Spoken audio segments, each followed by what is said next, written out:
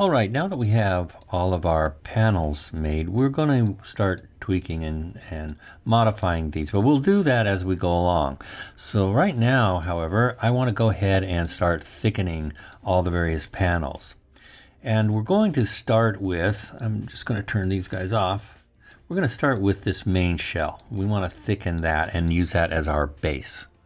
All right, so first thing I'm going to do is I'm going to right click on that and I'm going to go down and duplicate it, right? And just make a safety backup. I'm just going to drop this in the backups folder and I'm going to rename this. Let's call this, let's just call this inner shell.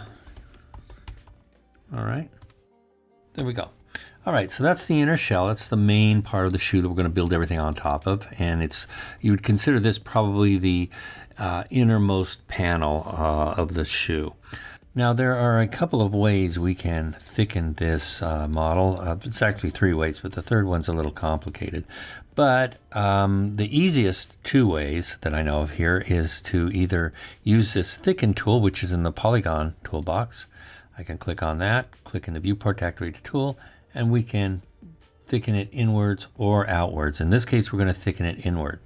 And the reason why is that we don't want to cover up the other panels that we created on the outside layer. We want to leave this outside alone. The other way to do this is to use the bevel feature. And I'll bring up the tool properties for that, and we can see that there is a thickening option on the polygon bevel. So if I grab the little blue handle here and bring it in, you can see that it does thicken the model. However, what it doesn't do is it doesn't flip the polygons. It keeps the polygons facing inwards if I drag the offset tool downwards. So all I have to do, however, is just hit the F key, and that flips the polygons in the correct direction so that they are facing outwards.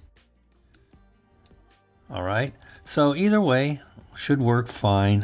This is probably a little thicker than I want it. So I'm going to go ahead and use the actual thickening tool. Tool properties, I'm just eyeballing this, so it's negative 3.2 millimeters, right around there. So that looks pretty good. I'm happy with that. So let's move on to the other panels.